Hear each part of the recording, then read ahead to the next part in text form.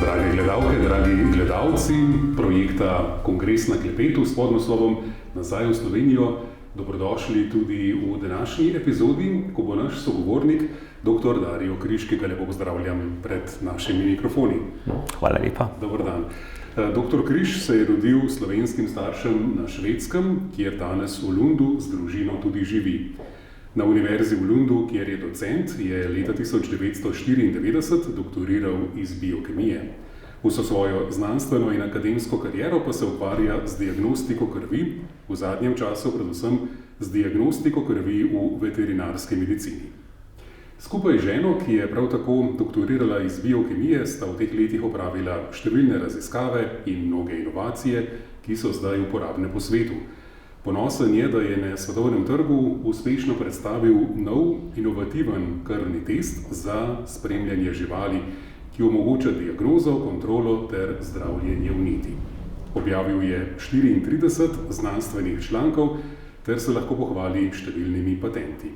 Ob tem je tudi slovenski častni konzul na Švedskem in predsedujoči ustanovljene nordijske konference Svetovnega slovenskega kongresa. Doktor Križ, kako ste kot priseljenci živeli na Švedskem? Kako vas je sprejelo okolje? Kako ste ohranjali slovenstvo v vaši družini? Ja, hvala za ta lep uvod. Tako v različnih obdobjih je to bilo različno, ker situacija je bila drugačna. Se spomnim to, preden sem začel šolo, ko smo še prišli v Švedsko, smo bili več doma, in tako, da smo govorili slovensko doma, tudi babica je bila z nami in na ta način smo si slovensko veseli. Nismo imeli toliko interakcij, bi rekel, z zunanjim okoljem, z drugim Švedom, tako. Smo se pa vsako leto vračali v Slovenijo, tako da smo poleti pri Postojni bili in tam se počutili, kako je biti doma. Potem, ko se po šolo začel, se je pa imel več kontakta z drugim, bi rekel, Švedimi tudi. In smo bili v razredu mogoče dva, ki smo imeli tuje korenine, ostali so bili Švedi. Tako da malo si se čutil, bi rekel, tudi od zunaj, ampak je tudi to en pritisk postavil na samega sebe, da se je moral potem naučiti švedski jezik zelo dobro. Ampak najbrž ste se ga že naučili, preden ste šli v šolo? Ne, nismo, smo samo slovensko govorili pri šoli. Tako da to je bil velik, bi rekel, šok, ko sem prišel v šolo in nisem govoril švedsko. Zdaj je pa švedščina moj prvi jezik, tako da se je malo obrnilo naokoli. Torej, doma ste govorili slovensko, omenili ste, da ste prihajali v Slovenijo, pa najbrž tudi na Švedskem ste se kaj srečevali Slovenci med sabo, ste imeli kakšno srečanje, društvo? In to štima. Smo imeli slovensko društvo, Planika, kamor je moj oče bil tudi soustanovitelj. In tako da tam smo se družili vsako toliko. Potem smo tudi imeli pouk slovenščine v šoli, ko smo hodili. Potem se je pa tudi malo spremenili, ko smo šli naprej v gimnazijo, ker tam so bili pa drugačni, bi rekel, učitelji tudi, ki so bili akademsko orientirani. Mi nismo imeli, bi rekel, akademsko tradicijo v družini in zato sem tam spoznal bolj Švede, ki so iz akademskih krogov prišli tudi. In to je bilo zelo, bi rekel, veliko vpliv naredilo na mene in tudi me je spodbujalo, da bom šel naprej študirati. Istokratno smo tudi imeli eno košarško ekipo, ker smo bili sami tujci, smo bila dva Slovenca, je bil en Poljak, pa eni Hrvati, tako, in smo igrali tudi v tretji diviziji, tako da smo imeli še zmeraj, kako smo se tujci en z drugim povezavali tudi, ko smo igrali. Če sem si prav zapomnil, torej dva tujca sta bila, ko ste šli vi v šolo, v vašem razredu. Kakšna pa je danes priseljenska slika na Švedskem? Danes je pa drugačna. Bi pa rekel, v enih delih mogoče sta dva Šveda in ostali tujci. Tako da jaz dostikrat rečem tudi to, če bi danes bil rojen, kot sem na Švedskem, ne bi sigurno imel iste prilike, da si bi lahko šel naprej v gimnaziji, tako kot je šlo, in potem v univerziteto in naprej. In to pomeni, da dosti priseljencev v današnji Švedski, ki se je spremenil, ne samo slika v razredih, koliko je tujcev, Tudi učenje se je spremenilo, kako učijo jezike, kako je, ne bi rad uporabil besedo disciplina v razredu, ampak če je tišina v razredu in tako naprej, to se je tudi spremenilo. In to pomeni, da danes dosti tujcev se ne učijo švedskega jezika dobro in to potem vpliva, kako lahko naprej grejo na univerzitetah in tako. Najbrž tudi druge stvari, druge pravice glede preseljevanja so danes drugačne, kot so bile v vaših, recimo, mladih letih. Tudi to se je spremenilo dosti. Zdaj tudi sama slika, od kje ljudje prihajajo, to je bolj težko verjetno zdaj, ker so različne kulture, različne religije, dosti, bi rekel, se je spremenilo. To, kar sem jaz kot majhen fant videl, tam je bila ena zelo homogena švedska kultura. Danes je to zelo spremenjeno in ni tako, kot je bilo, in zato je tudi težko mogoče vedeti za presenca, kaj se bo noter, kako se bo asimiliral. Če zdaj preskočiva od tega na malo vaše poznanstveno področje, torej tam na Švedskem ste doktorirali, kot sem omenil, kako ste do zdaj v vsem tem svojem strokovnem delu sodelovali s slovenskimi znanstveniki, univerzami, institucijami? Ja, ne toliko, kot bi hotel mogoče. Vem, da leta 1995 sem bil povabljen kot predavatelj za prvo slovensko biokemski kongres, ki je bil v Portorožu. To je bilo prvičkrat, ko sem malo bil, bi rekel, kot znanstvenik tukaj, ne. Potem sem tudi bil večkrat in obiskal slovenska podjetja, ki so visokotehnološka, recimo Bioseparation, gospoda dr. Strančarja sem tudi srečal večkrat in to sem bil zelo vesel, da sem videl, da se tako lepo na projekt razvival, ne.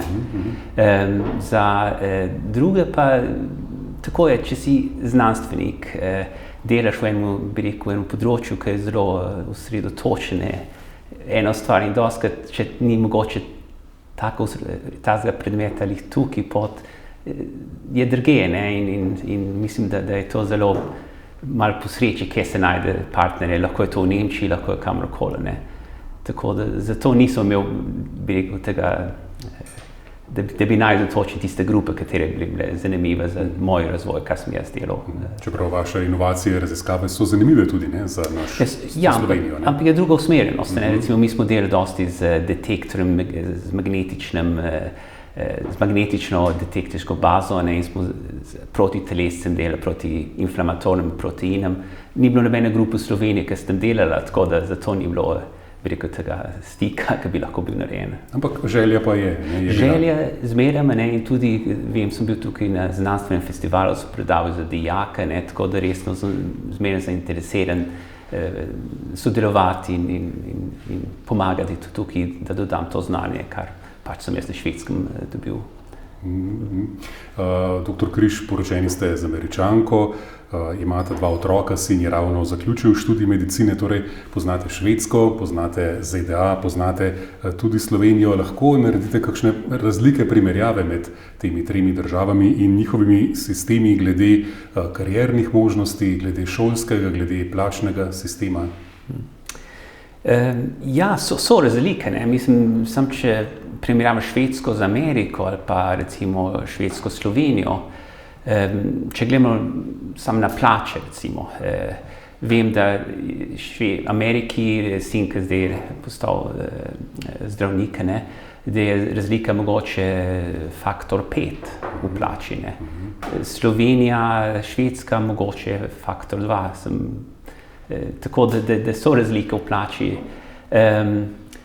Kariera tudi verjetno, čim večja država, več priložnosti se ponujajo in tako, da zato je mogoče težko nazaj. Ja, potem šolski sistem, šolstvo. In to je tudi zanimivo. Recimo v Ameriki šolski sistem se ga plačuje zelo drago. Na Švedskem je totalno zastojno. Mislim, plačuje se preko davkov, ne, tako da. In to je zanimivo, ker na Švedskem lahko se začne študirati tudi, če se je 50 let in katerikoli faks, vse gre na spričevalom, ki se je imeli iz gimnazije. To pomeni, da se ima zmeraj priložnost, da se gre naprej v študijah. In to tudi dosti Švedov uporablja to. zdaj ne vem v Sloveniji točno, ampak mislim, da je omejitev, koliko fakultete sme delati. Omejitve vpisa. Tako da jaz sem zelo za to, da se pusti znanje. Znanje mora biti dostopno za vse, ne glede ekonomske, bi rekel, situacije, družin, tako da vsi imajo isto priložnost. In to na Švedskem je možno, v Ameriki ni ta. Ja, veliko ljudi si želi, da bi Slovenci, tako kot ste vi, ki živite na tujem, Slovenijo obogatili s svojim znanjem. Kaj bi po vaše Slovenija morala storiti, da bi bilo več tega? Ja. O tem sem dosti razmišljal. Vem, da včasih imam ta predavanje, kako se lahko primerjava švedsko znanje, kako za znanje rata biznis, če tako rečemo. Jaz mislim, problem je to, v tej primerjavi, ki delam, tako je približno 4-krat več ta Švedska na razvoj, bi rekel, kot Slovenija na prebivalca per capita. In če se gleda, in to je totalno, če se gleda samo to, kar je, bi rekel, kar se da od davčnih sredstv za razvoj, je pa razlika še večja. In ni to toliko čudno, zato, ker če se gleda, recimo, poprečna plača v Sloveniji je mogoče še enkrat toliko manjša kot na Švedskem. To pomeni, da tudi davčni sistem ne more toliko denarja not dobiti, da ga bi bilo za razvoj. In jaz mislim, da se bi to spremenili, se mora začeti s tem, da začnemo osredotočiti na to, da plače morajo iti gor, na splošno za vse. S tem se bo tudi prihodek davkov povišal in investicija v razvoj. S tem se ne bo izgubivali znanstvenike v tujino in se bo lahko tudi znanstvenike iz tujine nazaj. To bi bilo moje mišljenje. Ampak to ni nekaj, kar se lahko spremeni v enem letu. To se mora imeti en strategijo. Tako kot Švedi imajo to strategijo, da ne grejo ven, da konkurirajo s plačami, ampak plače hočejo imeti čim više, zato ko ve, to je baza celega socialnega sistema in za razvoj za vse druge stvari, ki se malo v deželi, ki se rabi denar za. Dobra ideja. Slišimo, da ste zelo povezani s Slovenijo, da velikokrat pridete sem, da tudi vaša mama, če se ne motim, se je preselila v Slovenijo. Tudi vi razmišljate, da se boste morda preselili, morda ob koncu vaše poklicne kariere? Ja, to je zmeraj saj. Jaz, ko sem bil, 10 let star, smo imeli en intervju, se spomnim, ki je bil v Planiki, v društvu gor. In so podkaj članek so objavili, ker niso bili starši zdravi, pa je bil naslov bil Vrnem se v Slovenijo, pa če tudi sam. Tako da mislim, da to je bil zmerno moj sanje, da bil. Ampak, ko se ima družino, ko začnejo otroci so v šolah, tako nekako je težko ta premik spet narediti. No, zdaj so naši otroci že odrasli, je pa izziv, to je kakšen izziv, kakšen projekt se bi delali tukaj, to je tisto, kar me bolj zanima. Tudi z veseljem bi prišel, z veseljem bi nekaj en zanimiv izziv vzel nase in potem bi se videla kako in kaj. In tudi žena bi bila vesela dol v Slovenijo pridete. Ja, kako je ženi, otrokoma všeč Slovenija? Tudi zelo. Žena pride iz Kalifornije, prav zmeraj tukaj imamo, tukaj vse je morje, je narava fantastična in vreme tudi boljše. Tako da ona bi se kar hitro dol preselila. Otroci tudi so zelo navezani, sta že večkrat, sama sem prišla, hčerka in sin, in tako da hodila v slovenske šole tukaj, na poletno slovensko šolo. Tako da slovensko tudi znata, se znajdete? Oba dva govorita slovensko, ja, tako da. Zelo lepo, zelo lepo. Ja, dr. Križ, hvala za ta zanimiv in poučen pogovor na Svetovnem slovenskem kongresu in veliko uspeha pri vašem delu in tudi pri povezovanju Slovencev na Švedskem. Hvala lepa, da ste me povabili tukaj na ta intervju. Hvala. Tudi vam, drage gledalke, dragi gledalci, hvala za pozornost in vabljeni, da še naprej spremljate projekt Kongres na klepetu nazaj v Slovenijo.